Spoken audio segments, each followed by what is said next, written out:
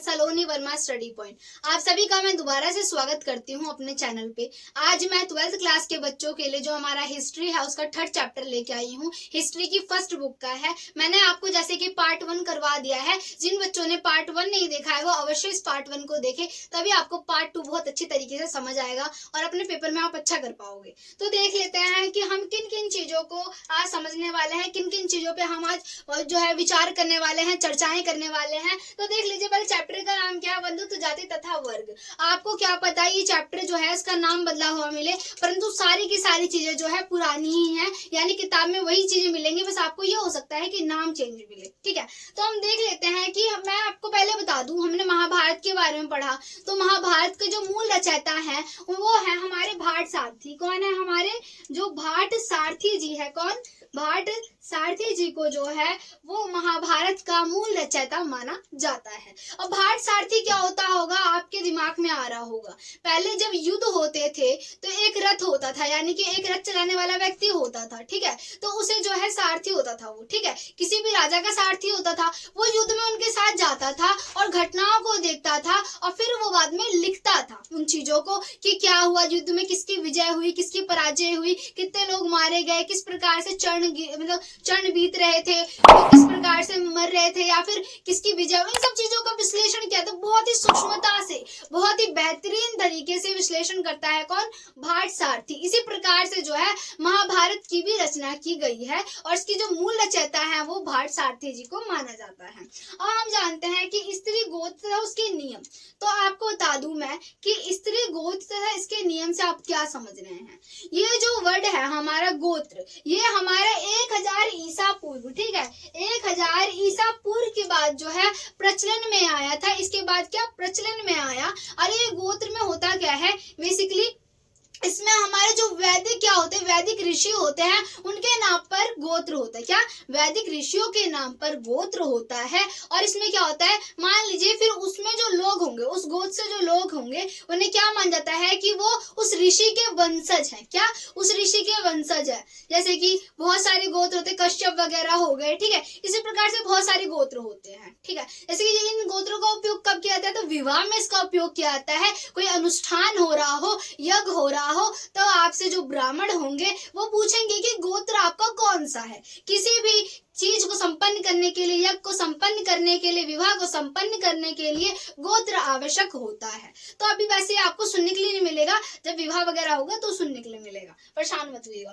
तो स्त्री का गोत्र क्या होता है, इसके 2 नियम होते थे स्त्री के गोत्र का। इसका मतलब ये होता था कि विवाह के बाद जो कन्या होगी, ठीक है, क्या विवाह के बाद जो कन्या होगी उसे पिता का गोत्र क्या त्याग के छोड़कर पति का गोत्र अपनाना पड़ेगा। ठीक है, दूसरा नियम क्या होता था हम ये जान लेते हैं। पहले हमने जाना कि क्या होगा कि जो लड़कनियां होगी वो अपने पति का, जो अपने पिता का गोत्र है वो छोड़ा और पति का गोत्र अपना लेगी, और वो एक गोत्र में विवाह नहीं कर सकते। मान लीजिए कोई व्यक्ति जो है एक ही गोत्र का है, दोनों ही एक ही गोत्र के हैं, कश्यप गोत्र के हैं, तो दोनों विवाह नहीं कर सकते हैं। ठीक है, तो ये है, मैं किसी जाति के बारे में नहीं बोल रही हूँ, आप इसे उल्टा मत समझिएगा, मैं आपको उदाहरण देने के लिए ही बता रही हूँ। ठीक है, तो हमने ये समझ लिया इसके बारे में नियम। ये 2 नियम थे जो मैंने आपको बता दिए हैं, आशा कर रही हूँ समझ आ रहा होगा। अब सामाजिक विषमता, आप जानते हो कि भारत विषमताओं से भरा हुआ देश है। इसमें क्या हुआ था, ब्राह्मणों ने जो है वर्ण व्यवस्था का निर्माण किया था। आप सोचो वर्ण व्यवस्था क्या होता है, इसमें जो है हमारा समाज उसे ना 4 वर्णों में बांट दिया गया था। किसमें? 4 वर्णों में बांट दिया गया था। इसमें हमारे कौन से 4 वर्ण थे, एक बार देख लेते हैं। इसमें हमारे ब्राह्मण आते थे। कौन आते थे? ब्राह्मण आते थे। ठीक है, और क्षत्रिय आते थे। कौन आते थे? हमारे क्षत्रिय आते थे। वैश्य आते थे। कौन आते थे? हमारे वैश्य आते थे। और शूद्र आते थे। कौन आते थे? शूद्र आते थे हमारे। ठीक है, तो ये होते थे हमारे, क्या होते थे, ये होते थे हमारे गोत्र में। ठीक है, इन्हें 4 वर्णों में बांटा गया था। अब आपको बता दूं इनके कर्तव्य को भी निर्धारित कर दिया गया था। और ब्राह्मण इतने ज्यादा, आपको चालाक बोलूं मैं आपकी लैंग्वेज में, उन्होंने इसे देवी व्यवस्था कर दिया था, घोषित कर दिया, ताकि सभी लोग जो है इसका पालन करें, यही माने कि ये भगवान के द्वारा बनाई गई व्यवस्था है, इन्होंने नहीं बनाई है। ठीक है, तो इतना समझा। इसमें क्या है, जो हमारे ब्रह्मा जी थे उनसे ये कहा गया कि ब्रह्मा से ये जो चारों वर्ण है उत्पन्न हुए हैं। ब्रह्मा से जो है हमारे ब्राह्मण जो है उनके क्या जो है मुख से उत्पन्न हुए हैं, क्या मुख से हुए हमारे ब्राह्मण हुए हैं। क्षत्रिय जो है उनकी भुजाओं से उत्पन्न हुए हैं, वैश्य उनकी जंघा से उत्पन्न हुए हैं और शूद्र उनके पैरों से उत्पन्न हुए हैं।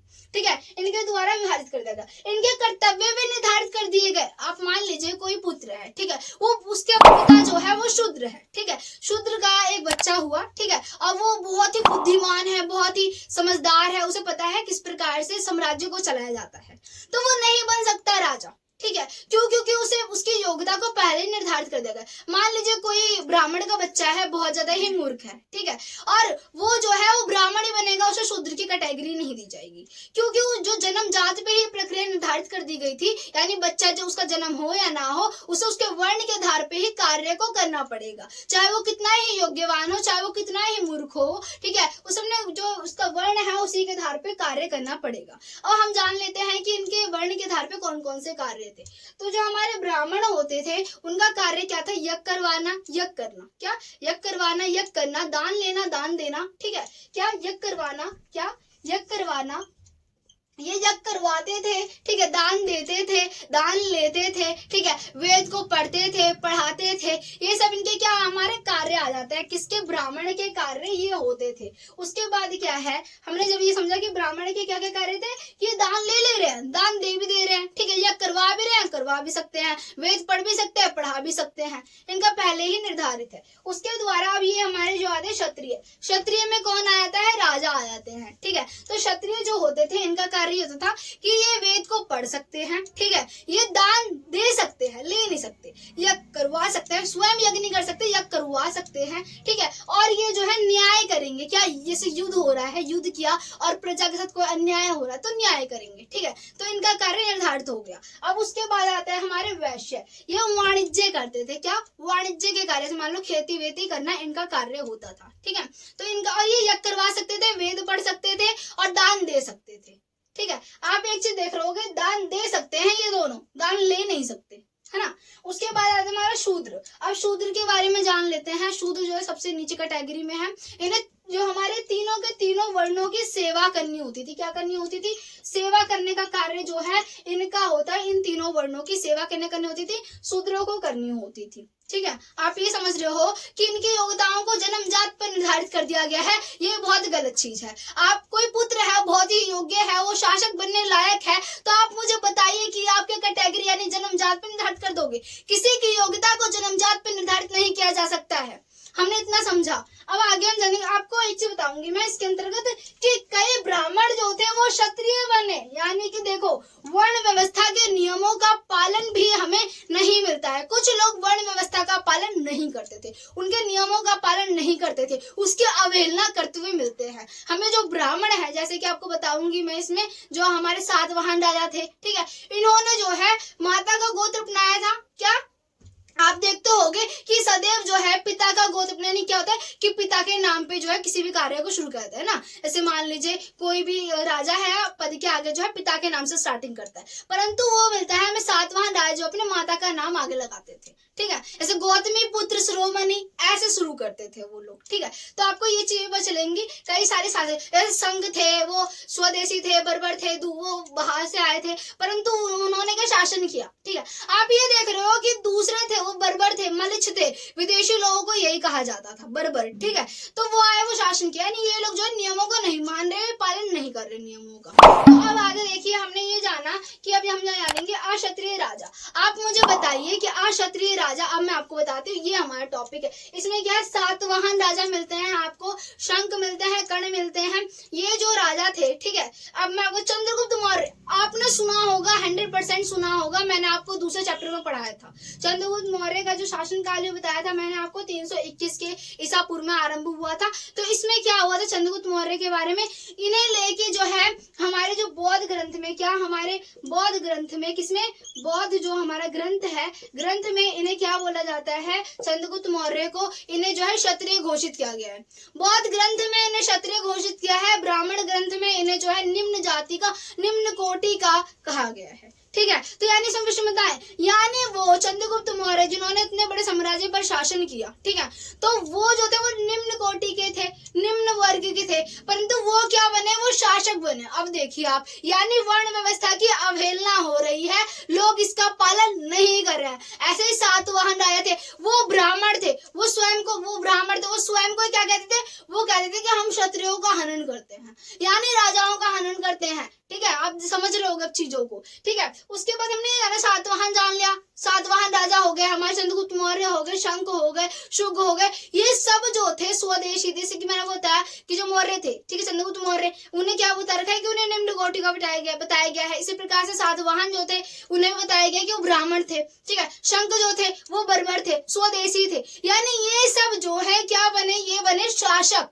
आपको समझ आ रहा है कि ये अवहेलना कर रहे हैं। तो आप ये बोलोगे जो अक्षत्रिय हैं वो भी राजा बन सकते थे, उसकी जो है अवहेलना की जाती, वर्ण व्यवस्था की अवहेलना की जाती थी। कुछ लोग मानते थे, कुछ लोग नहीं मानते थे। और जो ब्राह्मणों ने इसे मनाने के लिए इसे देवी व्यवस्था से क्या कहता कि देवी व्यवस्था जुड़ी हुई है, यानी देवता से जुड़ी हुई है, ब्रह्मा जी के द्वारा ये है, पहले से ही रचित है कि इन लोगों के कार्य पहले से ही निर्धारित किए गए हैं। तो इसके बाद आता है हमारा जो है इसमें आता है मातृवंशिकता शब्द। आपको बताऊं मैं, मातृवंशिकता शब्द का मतलब ये होता है माता से जुड़ी हुई चीजें, यानी माता से जुड़ी हुई चीजें होती हैं उसे बोलते हैं मातृ शब्द। यानी माता से, मान लीजिए जो पुत्र है, ठीक है, पुत्री है, वो माता से जिन चीजों पर ज्ञान को प्राप्त करती है, विद्या को प्राप्त करती है, यानी माता से जुड़ी हुई चीजों को ही कहा जाता है ये। ठीक है, कि क्या बोलते हैं उसे मातृवंशिकता शब्द दिया जाता है। इसके बाद आता है हमारे क्या, सदैव क्षत्रिय ही राजा होते थे। तो मैंने आपको बता ही दिया, ये क्वेश्चन मोस्ट इंपॉर्टेंट क्वेश्चन है, पेपर में आता ही आता है, आपका 4 नंबर का 5 नंबर का आता ही आता है, इसे आप रट लीजिएगा, मैं कहूंगी। फिर उसके बाद मैंने आपको बता ही दिया कि क्षत्रिय वाला है ना। फिर हम जानेंगे जो मनुस्मृति के अनुसार चांडाल के कर्तव्य।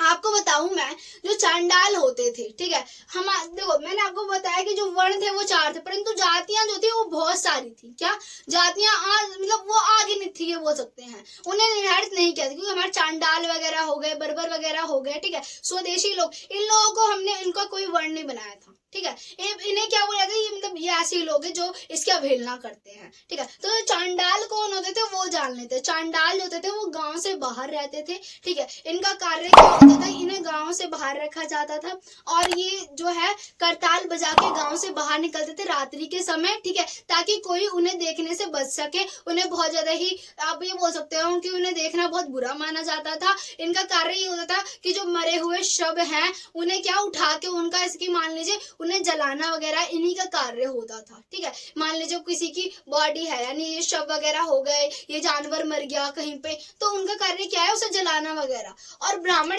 कोई भी जो है इन्हें देखना बहुत दूषित मानते थे, इसलिए ये रात के समय क्या करते थे, करताल बजाकर निकलते थे, ताकि लोगों को पता चल जाए कि वो क्या चंडाल निकल रहा है, और उसे देखने के पाप से बच जाए वो। आप मुझे ये बताइए, जो कि साफ कर रहे हैं जानवरों का, उन्हें जला रहे हैं, गंदगी को दूर कर रहे हैं, उन्हीं को देख के ये लोग क्या अपनी आंखों को मूंद ले रहे हैं, उन्हें जो है वो बुरा मान रहे हैं, उन्हें देखने से उनका दिन खराब हो जा रहा है। आप मुझे ये बताइए।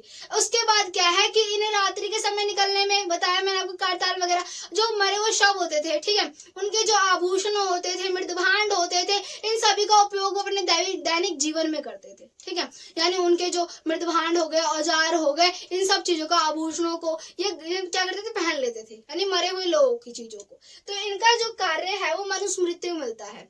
मनुस्मृति जो है सबसे प्रसिद्ध ग्रंथों में से एक है। क्या है, सबसे प्रसिद्ध ग्रंथों में से एक है, और ये जो है 2000 BC से क्या है 2000 AD तक इसका जो माना जाता है कि इसकी रचना की गई थी। ठीक है, इसका काल जो है वो हमारा 2000 BC से 2000 AD जो है इसका क्या माना जाता है, इसकी रचना की गई थी।